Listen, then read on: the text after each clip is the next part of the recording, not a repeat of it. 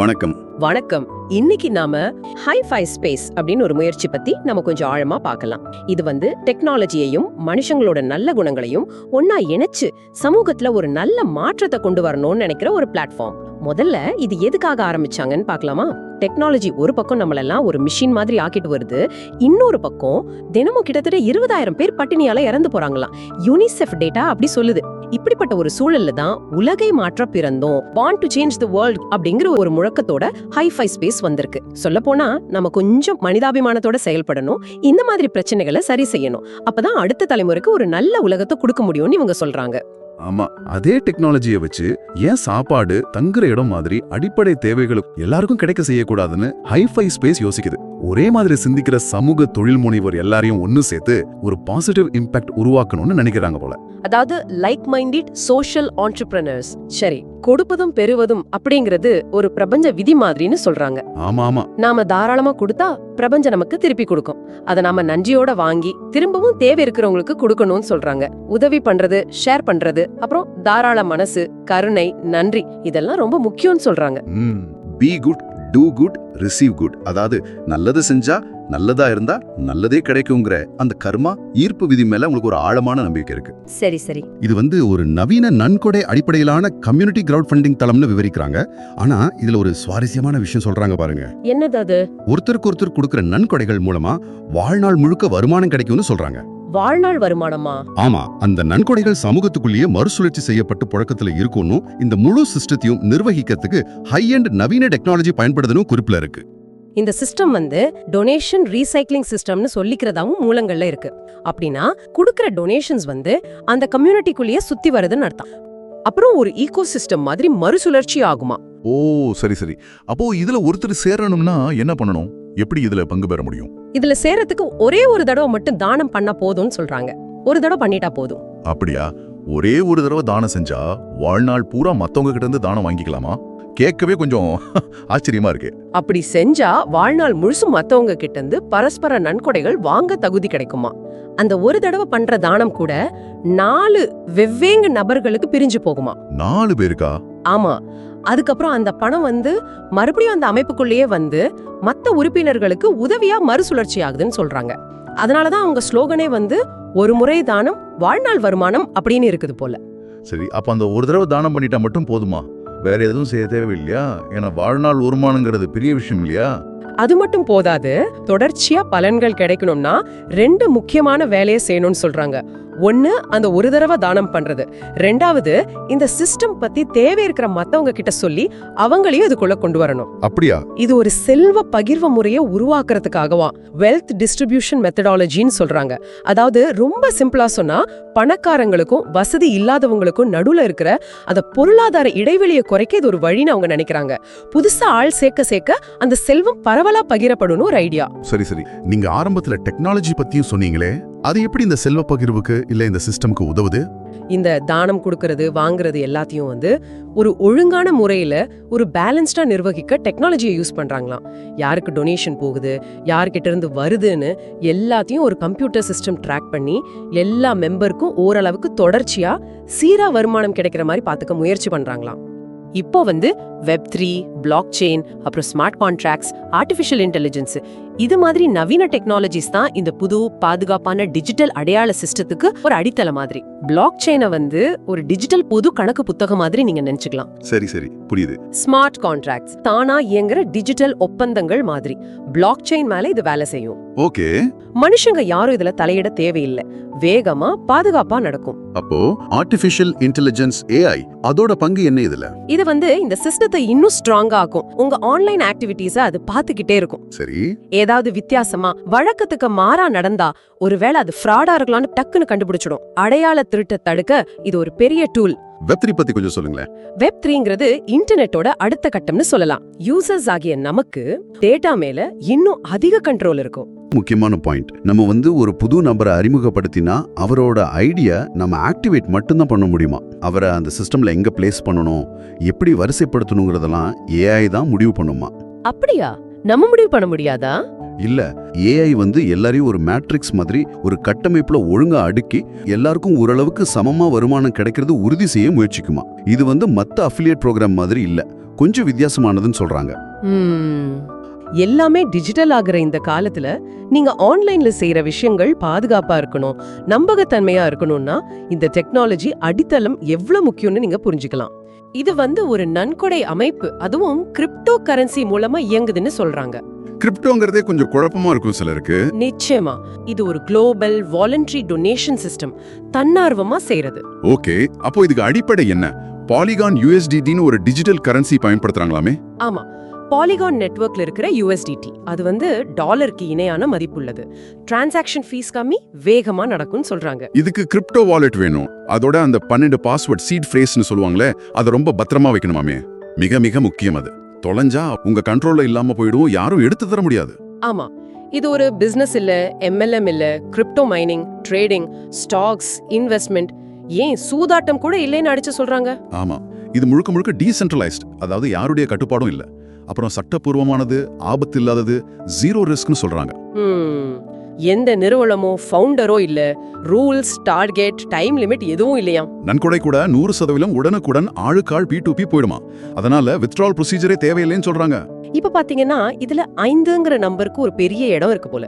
ஆமா, 5 space, AIயோட 5 special powers, 5 விதமான வருமானம், மேட்ரிக்ஸ்ல கூட 5ஓட மடங்குகள், குறைஞ்சது 5 பேருக்கு உதவணும்னு கூட சொல்றாங்க. இன்ட்ரெஸ்டிங்கா இருக்கு.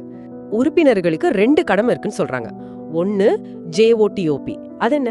Just one time out of pocket, அதாவது உங்க சொந்த பணத்துல இருந்து ஒரே ஒரு தடவை மட்டும் $50 கொடுக்கணும். ஓகே. ரெண்டாவது அது You build 5, I build 5ன்னு. இது எப்படின்னா, உதவி தேவைப்படுறவங்கள ஜூம் மீட்டிங்க்கு கூட்டிட்டு வரணும்.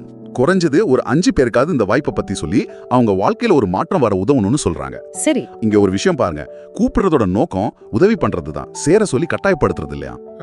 அது முக்கியம். அப்புறம் ஆட்களை சேர்க்கறது கூட AI மூலமா தானா நடக்கணும். மத்த நெட்வொர்க் மார்க்கெட்டிங் மாதிரி இதுல binary, ranking, left right matching இதெல்லாம் இல்லன்னு சொல்றாங்க. எல்லா மெம்பரோட பங்களிப்பும் கணக்குல வரும்னு தெரியுது. சரி, வருமானத்துக்கு வருவோம். 2 வகை சொல்றாங்க இல்லையா? ஆமா, ஒன்னு இன்வைட் டொனேஷன். நீங்க நேரடியா ஒருத்தர் அறிமுகப்படுத்தினா அவரோட நன்கொடையில இருந்து 20%. ஆக்டிவ் இன்கம் மாதிரி. கரெக்ட். அது $10 வரும், ஏன்னா ஆரம்ப நன்கொடை $50ன்னு சொல்றாங்க. கரெக்ட். ரெண்டாவது தான் மேட்ரிக்ஸ் டொனேஷன். இதுதான் செயலற்ற வருமானம் மாதிரி சொல்றாங்க. இது 80%. அதாவது $40. இது எப்படி பிரியுது? அந்த $40 உங்களுக்கு மேல இருக்கிற 3 அப்ளைன்களுக்கு பிரிஞ்சு போகுது. அதே மாதிரி உங்களுக்கு கீழே 3 லெவல்ல வரவங்க கிட்ட இருந்தும் உங்களுக்கு வருமானம் வரும். 3 லெவல் மேல, 3 லெவல் கீழே. ஆமா. L1 அதாவது முதல் லெவல்ல உங்களுக்கு கீழே 5 பேர் வருவாங்க. ஒவ்வொருத்தர்கிட்ட இருந்தும் $2.50 கிடைக்கும். மொத்தம் $12. சரி. அடுத்து L2 ரெண்டாவது லெவல்ல 25 பேர். ஒவ்வொருத்தர்கிட்ட இருந்தும் $12 கிடைக்கும். அப்போ $312 வரைக்கும் வரலாம். அடுத்து L3 மூணாவது லெவல். இதுல 125 பேர் வரைக்கும் வரலாம். ஒவ்வொருத்தர்கிட்ட இருந்தும் $25. ஆக மொத்தம் $3125. வாவ். அப்போ இந்த மேட்ரிக்ஸ் ஃபுல்லா நிறைஞ்சா அந்த 155 பொசிஷன்ல இருந்தும் மொத்தம் $3450 வருமானம் வர வாய்ப்பு இருக்குன்னு கணக்கு சொல்லுது. ஓகே, அப்போ இந்த $3450ங்கிறது அந்த 3 லெவல்லையும் ஆட்கள் சேர்ந்தா கிடைக்கக்கூடிய அதிகபட்ச தொகை இல்லையா? ஆமா, இது முழுக்க செயலற்ற வருமானம். பணம் உடனடியா உறுப்பினர்களுக்குள்ளேயே போகுது. இதுதான் இந்த திட்டத்தோட வடிவமைப்புன்னு புரியுது. அப்போ சுருக்கமா சொல்லணும்னா 2 வழி வருமானம். ஒன்னு நாமளே ஆள் சேர்த்து 20% சம்பாதிக்கிறது. ஆமா, நேரடி செயல்பாடு. இன்னொன்னு இந்த மேட்ரிக்ஸ் மூலமா நாம எதுவும் செய்யாம 80% வருமானம் வர்றது. சரிதான். ஆர்டிஃபிஷியல் இன்டெலிஜென்ஸ் உறுப்பினர்களை அடுத்தடுத்த 5 ஸ்பேஸ்களுக்கு தானாவே இலவசமா அப்கிரேட் பண்ணணும்னு சொல்றாங்க. ஒவ்வொரு ஸ்பேஸ்லயும் வருமானம் 5 மடங்கு அதிகமாகுமா? அப்படிதான் சொல்றாங்க. ஸ்பேஸ் 1ல $3450, அப்புறம் ஸ்பேஸ் 2ல $17250. அடங்கப்பா. ஸ்பேஸ் 3ல $86,250, ஸ்பேஸ் 4ல $4,31,250. ஏன் ஸ்பேஸ் 5ல பார்த்தா $21,56,000 மேல போதே. அதாவது இந்திய மதிப்புல பல கோடி வருமானம் வரலாம்னு சொல்றாங்க. இத திரும்ப திரும்ப நடக்கணும்னு சொல்றாங்க. ஏஐக்கு 5 ஸ்பெஷல் பவர்ஸ் இருக்கு, அது எல்லாரையும் ஜெயிக்க வைக்கணும்னு சொல்றாங்க. அப்படிதான் சொல்றாங்க. இந்த ஏஐ சக்திகள் பத்தி சொல்லுங்க அப்போ. சரி, அந்த 5 சக்திகள்ல முதல் சக்தி பேரே 1 generative spill and fill.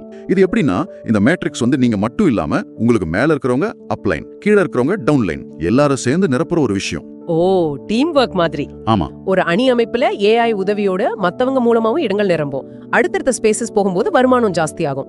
All சேர்ந்தா மேட்ரிக்ஸ் நிரம்புது. அதுல வர்ற பணம் என்ன ஆகும்? அதுக்கு தான் அடுத்த சக்தியா? கரெக்ட். ரெண்டாவது சக்தி automatic reservation of funds in 4 wallets. தானியங்கி நிதி ஒதுக்கீடு. அதாவது நீங்க சம்பாதிக்கிற பணம் வந்து ஏஐ மூலமா 4 தனி வாலெட்டுக்கு தானா பிரிஞ்சு போயிடும். 4 வாலெட்டா? எதுக்கு? அது ஒரு ஸ்மார்ட் கான்ட்ராக்ட் படி நடக்குமா. எதிர்காலத்துல நடக்க வேண்டிய அப்கிரேடுக்கும் இன்னும் அதிகமா வருமானம் ஈட்டுறதுக்கும் அந்த பணம் பயன்படும். இதனால நீங்க திரும்ப திரும்ப கையில இருந்து பணம் போட தேவையில்லைன்னு சொல்றாங்க. இதுல மனுஷங்க தலையீடு இல்லாம ஆட்டோமேட்டிக்கா நடக்கும்னு சொல்றீங்களா? ஆமா, அதுதான் அவங்க சொல்ற முக்கியமான பாயிண்ட். ஏஐ பாத்துக்கும் அப்படிங்கறாங்க. ஓகே, சரி. நான் ஒருத்தரை அறிமுகப்படுத்தினேன்ல, அவங்க மூலமா வேற வருமானம் வருமா? அதுக்குதான் மூணாவது சக்தி. பேர் வந்து grand parent rule, follow the sponsor. நீங்க அறிமுகப்படுத்தின நபர் எப்பெல்லாம் அடுத்த விழிக்கு அப்கிரேட் ஆகுறாரோ அப்பெல்லாம் அவரோட ஆரம்ப டொனேஷன்ல 20% உங்களுக்கு திரும்ப திரும்ப வருமா. இதையும் ஏஐ கரெக்டா ட்ராக் பண்ணுன்னு சொல்றாங்க. இது கொஞ்சம் இன்ட்ரெஸ்டிங்கா இருக்கே. சரி, 4வது சக்தி என்ன? Compounding of artificial clone ideas. கூட்டு செயற்கை க்ளோன் ஐடிகள்னா என்னது அது? இது வந்து சொல்லப்போனா இந்த சிஸ்டமோட ஒரு மைய புள்ளி மாதிரி. உங்க ஐடி அடுத்த வெளிக்கு அப்கிரேட் ஆன பிறகும் நீங்க முன்னாடி இருந்த மேட்ரிக்ஸ் சும்மா இருக்காது, அது வளர்ந்துகிட்டே இருக்கும். எப்படின்னு? ஏஐ என்ன பண்ணுனா உங்க வருமானத்துல இருந்து ஒரு $750 எடுத்து உங்கள மாதிரியே 15 புது க்ளோன் ஐடிகளை உருவாக்கி அதே பழைய மேட்ரிக்ஸ்ல சேர்த்துட்டுன்னு சொல்றாங்க. 15 ஐடிகளா? ஒரே ஆளுக்கு? ஆமா, அந்த 15 குளோனுகளும் திரும்பவும் 15 குளோனுகளை உருவாக்கும். அதாவது 1 15 225ன்னு போயிட்டே இருக்கும்னு அந்த தகவல் விவரிக்குது. இதனால வருமானம் பெருகுது. ஒவ்வொரு குளோனும் அதை அறிமுகப்படுத்தினவருக்கும் மற்ற அப்ளைன்களுக்கும் உதவுன்னு சொல்றாங்க. அடேங்கப்பா, 1ல இருந்து இத்தனை உருவாகுமா? இது எப்படி பேலன்ஸ்டா இருக்கும்? சிஸ்டம் குழம்பிடாதா? அதுக்கு தான் 5வது சக்தி. பேரு கொஞ்சம் பெருசா இருக்கு. Backward symmetrical and mirror genealogy. என்னது அது? சிம்பிளா சொன்னா 2வது வெளியில இருந்து 5வது வெளி வரைக்கும் மேட்ரிக்ஸ் சீரா நிரம்புறதுக்காக ஏஐ வந்து இடது பக்கம் வலது பக்கம்னு மாத்தி மாத்தி ஐடிகளை சேர்க்குமா.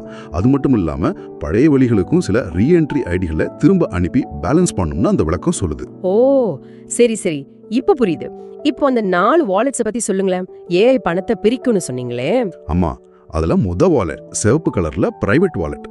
உங்க மேட்ரிக்ஸ்ல மொத்தம் 155 ஐடி வரும்னு வச்சுக்கிட்டா அதுல 105 ஐடியோட வருமானம் நேரடியா இந்த வாலெட்டுக்கு வந்துரும். இது உங்க பர்சனல் செலவுக்குன்னு சொல்றாங்க. ஓகே, அப்போ மீதி 50 ஐடியோட வருமானம் அது மத்த 3 எஸ்க்ரோ வாலெட்டுகளுக்கு போகும். இதெல்லாம் வந்து சமூக வளர்ச்சிக்கு ஏஐ நிர்வகிக்கும்னு சொல்றாங்க. இது நேரடியா உங்க கைக்கு வராட்டாலும் மறைமுகமா உங்களுக்கும் இதுல பங்கு இருக்குங்கிற மாதிரி சொல்றாங்க. சரி, அந்த 3 வாலெட் என்னென்ன? ஒன்னு வந்து மஞ்சள் கலர்ல PIF வாலெட், அதாவது பெய்ட் ஃபார்வர்ட். இதுல இருக்கிற காசை வச்சு புதுசா வர்றவங்களுக்கு ஐடி ஆக்டிவேட் பண்ணி கிஃப்டாவோ கடனாவோ கொடுக்கலாமா, சமூகம் வளரணுங்கிறதுக்காக. 2வது நீல கலர்ல அப்கிரேட் வாலெட். உங்க ஐடியா தானா அடுத்த வெளிக்கு கொண்டு போக தேவையான பணம் இதுல சேரும். ஓகே. 3வது பச்சை கலர்ல ரீஎன்ட்ரி வாலெட். உங்க ஒரிஜினல் ஐடி அப்கிரேட் ஆனதும் இந்த வாலெட்ல இருக்கிற பணத்தை வச்சுதான் அந்த 15 க்ளோன் ஐடிகளை உருவாக்கி பழைய மேட்ரிக்ஸ்ல திரும்ப சேர்ப்பாங்க. இது உங்களுக்கும் மேல இருக்கிறவங்களுக்கும் திரும்ப வருமானம் கொடுக்கும்னு ஆதாரம் சொல்லுது. ஆஹா, மொத்தத்துல பார்த்தா நீங்க சொல்ற இந்த தகவல் படி இது ஒரு ஆட்டோமேட்டட் சிஸ்டம் மாதிரி தெரியுது. இப்போ இந்த சாம் திட்டம் பத்தி கொஞ்சம் அலசி பார்க்கலாம். அதாவது ஸ்பேஸ் ஆக்சலரேஷன் மூவ்மெண்ட் ப்ராஜெக்ட். அது என்னது, கொஞ்சம் விளக்கமா சொல்லுங்களேன். இதோட நோக்கம்னா உலகம் முழுக்க இருக்கிற சமூக தொழில் முனைவோருக்கு நிதி திரட்ட ஒரு புதுமையான வழியை கொடுக்கறது தான். சரி, இதை எப்படி ஆரம்பிக்கணும்னா ஸ்பேஸ் ஒன் மேட்ரிக்ஸ்குள்ள $50 வச்சு 6 தனி ஐடி ஆக மொத்தம் $300 ஆரம்பிக்கணும்னு விவரிச்சிருக்காங்க. ஓ, இதுல முக்கியமான வேலையே என்னன்னா உங்கள மாதிரியே 6 ஐடியோட வர்ற ஒரு 25 பேரை இல்லனா நிறுவன ஆதரவாளர்களை நீங்க இந்த திட்டத்துல சேர்க்கணும். ஓகே. அப்படி நீங்க நேரடியா 25 பேரை சேர்த்துட்டீங்கன்னா உங்க ஸ்பேஸ் ஒன் மேட்ரிக்ஸ்ல முதல் 3 லெவல் நிரம்பிடும். அப்படி நடக்கும்போது உங்க முதல் ஐடிக்கு $3480 கிடைக்கும்னு இந்த ஆதாரம் சொல்லுது. ஓ, அப்படியா?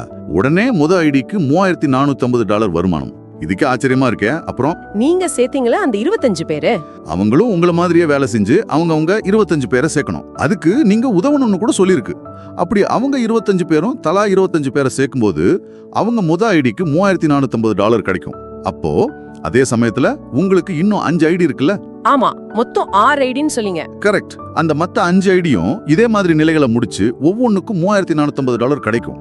ஆக மொத்தம் 6 ஐடிக்கும் சேர்த்து 6 × $3450, அதாவது $20,700 கிடைக்கும்னு இந்த தகவல்கள் சொல்லுது. சரி, முதல்ல உங்களை யாரு இதுக்குள்ள கூட்டிட்டு வந்தாங்களோ அந்த இன்வைட்டர், அதாவது அறிமுகப்படுத்தியவர், அவருக்கு முதல்ல நன்றி சொல்லுங்கறாங்க. சரி, அந்த நன்றி சொன்னதுக்கு அப்புறம் அந்த இன்வைட்டரோட அஃபிலியேட் லிங்க் இருக்குல்ல, இணைப்பு. ஆமா, அந்த லிங்க் வழியா போனாதான் யார் மூலமா நீங்க வந்தீங்கன்னா அவங்களுக்கு தெரியும். சரி, $50 அதை வந்து அவங்க டொனேஷன் நன்கொடைன்னு சொல்றாங்க. அதை கொடுத்து அவங்க கம்யூனிட்டி சமூகத்துல சேரணுமா. அதுக்கப்புறம் உங்களுக்குன்னு ஒரு தனிப்பட்ட ஐடி கிடைக்கும்னு சொல்றாங்க. சரி, அதுக்குள்ள போனீங்கன்னா PDF ஃபைல்ஸ், போட்டோஸ், வீடியோஸ்னு நிறைய டூல்ஸ், அதாவது கருவிகள் இருக்குமா. அந்த கருவிகளை வச்சு நீங்களே உங்களோட சொந்த டீம்ஸ், குழுக்களை உருவாக்கிக்கலாமா. சரி. அவங்க வெப்சைட்ல FAQs, அதாவது அடிக்கடி கேட்கப்படும் கேள்விகள் பகுதி இருக்காம். சரி. அத உங்களுக்கு பிடிச்ச மொழியில படிச்சு பாத்துக்கங்கன்னு சொல்றாங்க. ஆஹா. அவங்களோட குளோபல் சப்போர்ட் டீம் நடத்துற ஜூம் பிரசன்டேஷன்ஸ், அப்புறம் ஸ்பெஷல் ட்ரைனிங் செஷன்ஸ் இதில் எல்லாம் கலந்துக்க சொல்றாங்க.